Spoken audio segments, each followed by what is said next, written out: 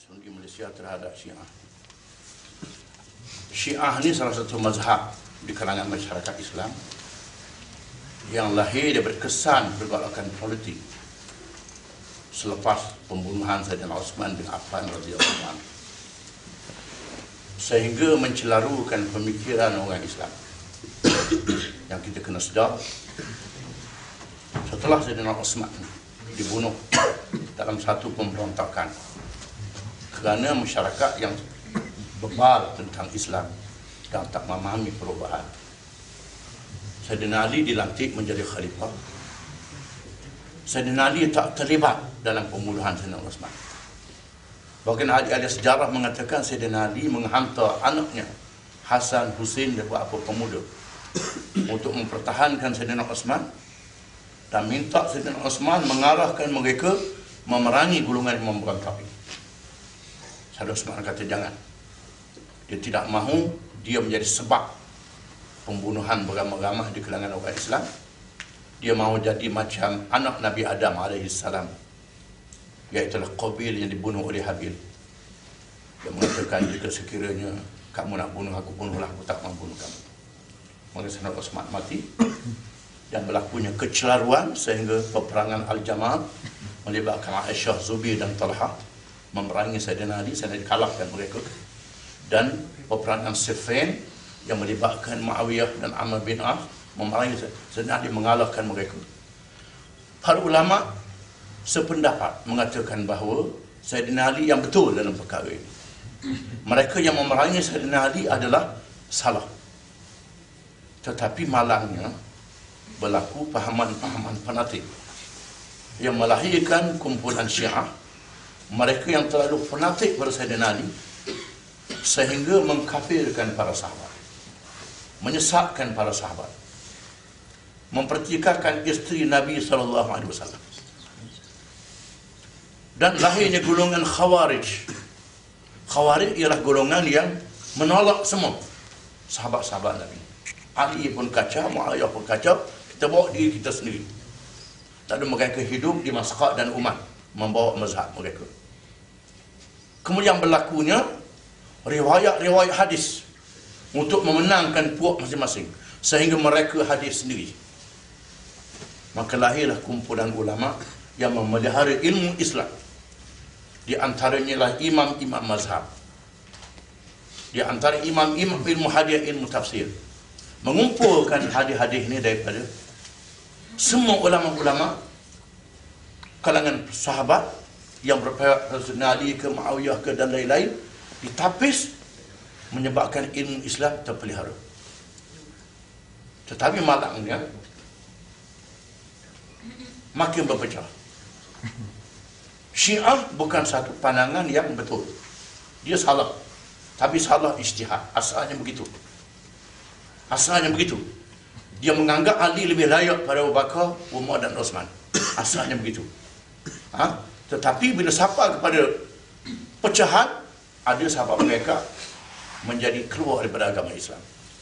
Mereka ceritanya ulama-ulama Islam yang mengkaji hukum-hukum mazhab ini mengatakan bahawa di kalangan Syiahnya ada dua mazhab yang dianggap sebagai orang Islam, iaitu mazhab Imamiyah dan Ja'fariyah, Ithna Asyariyah, super je, yang tinggal di Iran, Iraq dan Lebanon, dan mazhab Zaidiyah yang tinggal di Yaman. Ini dianggap sebagai orang Islam, tetapi ada kesilapan dalam pandangan mereka. Bukan makna dia betul, dia salah, tapi dia anggap sebagai Islam. Ini kena faham. Dan oleh kerana berlakunya pertikaian ini melibatkan hukum fiqh. Di antaranya dia boleh jamak sembahyang pada masa muqim, bukan saja masa musafir. Muqim, duduk di rumah pun boleh jamak sembahyang. Tapi masa sembahyang lagi dia anggap sebagai orang Islam juga, tapi salah dari segi pandangan dia. Membenarkan nikah mut'ah, kahwin secara kontrak, kahwin dengan perempuan dalam tempoh sebulan, tanggungjawab keluarga sudah jadi hilang. Di mana perkahwinan ini diharamkan oleh Nabi, dibatalkan. Di awal Islam ada, setelah Islam berkembang dinasahkan hukumnya. Orang Syiah tak terima kerana hadis membatalkan mut'ah ni diriwayatkan oleh Abu Hurairah. Abu Hurairah tak sokong Sayyidina Ali, bukan tak sokong, dia tak pagar. Kerana dia ni orang tak matang pemikiran politik. Muawiyah potong sokong, saya Ali potong sokong. Dia tak tahu sokong mana-mana. Tapi hadis riwayat dia ada. Orang Syiah menolak hadis ini. Di antaranya ialah bila dia sembahyang, dia kena buat sesuatu yang membatalkan sembahyang. Tak cukup dengan salam. Assalamualaikum, Assalamualaikum, dia buat macam tu. Kemudian dia sujud atas tanah, bukan sembah tanah. Kita tak kata dia keluar daripada Islam, tetapi mazhab dia salah. Contohnya di Malaysia ni, yang satu dia mazhab Zaidiyah. Zaidiyah ni mazhab fiqh dia macam Syafi'i, tetapi mazhab akidah dia terpengaruh dengan Mu'tazilah, iaitu fahaman falsafah yang menguasai masyarakat Islam di zaman Abbasiyah, di mana kajian tentang akidah Tuhan ni tak boleh dengan falsafah semata-mata. Ada perkara yang akal tak boleh capai. Tapi Mu'tazilah dia guna akal semata-mata. Ini kesilapan dia. Dia anggap sebagai orang Islam, tetapi salah dalam masalah amalan dia. Ini kita kena sedar. Macam orang sembahyang, macam ada orang sembahyang sunat tambah-tambah lebih, itulah. Sembahyang fardu zuhur 4 rakaat, dia rasa rajin buat 8 rakaat. Rasa malas buat 1 rakaat. Dia orang Islam juga. Ini silap. Ini kena faham. Silap dalam masalah ijtihad.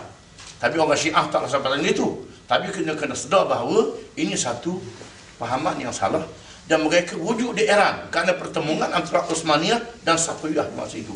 Dan Safawiyah memaksa rakyat Iran menganut Syiah. Mesir yang Syiah jadi Sunni. Zaman Saudi Al-Ayyubi, itu panjang ceritanya lah. Kemudian mazhab Khawarij, banyak mazhab dia. Yang Islam hanyalah Ibadi, yang masih ada di Muscat dan Oman. Itu mazhab Ibadi, Muscat Ibadi. Dia salah dalam ijtihad kerana dia jauh daripada ulama. Pencuri potong tangan, ulama kata potong tangan di sini. Dia kata tangan ni potong bau jadi tangan. Ini Ibadi. Dia dianggap sebagai Islam, tetapi salah dalam masalah menetapkan hukum. Cuma jadi Malaysia ni ada Syiah Jadian. Syiah Jadian ni bila berlakunya revolusi Iran. Setelah berlakunya revolusi Iran, menggulingkan Shah, ada kalangan orang mengatakan kita boleh buat revolusi kalau jadi Syiah. Kita kena faham Malaysia bukan Iran, UMNO bukan Shah Iran.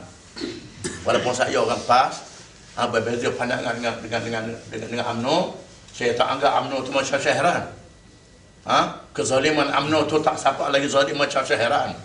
Kita lawan secara demokrasi. Tapi ada orang yang semangat dia tinggi, semangat revolusi Iran ni. Jadi ini Syiah Jadian. Dia tak mengaji pun Syiah, saya tahu dia tak belajar. Tapi jadi Syiah jadi Jadian saja. Dan rimau Jadian lah. Itulah, itu dia. Jadi ini menimbulkan kecelaruan dalam masyarakat. Macam Wahabi juga. Wahabi ni mazhab Ahli Sunnah wal Jamaah. Mazhab yang tidak mentakwilkan ayat-ayat yang mutasyabiah. Itu betul. Bukan salah, betul. Tetapi kena sedar, ada masyarakat yang berdepan dengan falsafah, terpaksa juga membawa undang-undang ini. Ini. Jadi Wahabi ini sesuai di Arab Saudi. Ini kita kena sedar. Nak bawa ke Malaysia, orang Malaysia mazhab Syafi'i. Jadi satu masalah yang lain. Dan kita ada masalah yang besar. Yang kita kena sedar, ada masalah khilaf. Dalam mazhab Ahli Sunnah pun khilaf. Tetapi khilaf ini ada betul dan ada salah. Contohnya mazhab Syafi'i, semua barang binatang laut boleh makan, halal. Mazhab Hanafi kata udang tak boleh makan. Udang ni jenis kutu dan ulat, tak boleh makan. Kita mazhab Syafi'i makan. Kutu lain, ulat lain, udang lain. Kerana orang mazhab Syafi'i dia ada kitab Hayatul Hayawan, iaitu kitab yang mengkaji tentang kehidupan laut dan darat. Maka Syafi'i lebih detail dalam masalah halal haram binatang laut ini. Kita kena sedar. Yang Syiah pula, ikan keli tak boleh makan. Sotong tak boleh makan sebab tak ada sisi. Syiah jadi anak Malaysia ni, boleh kena, dia tak makan udang, dia tak makan ikan keli, dia tak makan sotong, bagi kat kita lah. Itu dia. Jadi ini kecelaruan yang kita kesianlah kepada orang muda yang bersemangat ni. Dan saya sedar di sana ada provokasi. Provokasi yang sengaja dilakukan oleh, saya sebut senang-senang lah, SB yang bekerja bagi UMNO. dengan tujuan untuk mencelarukan mereka yang sokong PAS. Maka mereka memprovokasikan orang muda-muda ni dengan semangat revolusi Iran. Saya tahu. Dan dia tahu PAS tak terlibat dalam masalah. Ini dia tahu. Termasuklah yang macam-macam kumpulan-kumpulan. Di antaranya ialah supaya perjuangan untuk menegakkan pemerintahan Islam tu gagal. Kenapa? Kerana orang Islam berpecah. Ini pendekatan ni. Di Indonesia ada 40 parti Islam. 40 parti Islam di Indonesia. Padahal rakyat dia lah kat 90 juta orang Islam. Islam tak boleh menang. Kenapa? Calon parti Islam 40 orang. Parti sekular seorang atau 3 orang je, sekular yang menang. Di Pakistan begitu juga berpecah. Kumpulan Islam berpecah, jemaah Islaminya, ada yang ahli hadisnya, ada yang Hanafinya. Akhirnya Banazir menang. Ini. Jadi di Malaysia ada orang macam itu juga. Saya tahu semua dan kita faham ini.